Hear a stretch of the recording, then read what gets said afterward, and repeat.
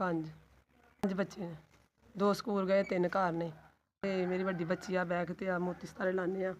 ਮੀਆਂ ਕੰਮ ਕਰਦਾ ਹੈ, ਦਿਹਾੜੀ ਕਦੀ ਲੱਭਦੀ ਕਦੀ ਨਹੀਂ ਲੱਭਦੀ ਤੇ ਆ 70-80 ਰੁਪਏ ਇੰਨੇ ਦਿੰਦੇ ਨੇ, ਕੋਈ 700-800 ਮੀਆਂ ਲਾ ਆਉਂਦਾ।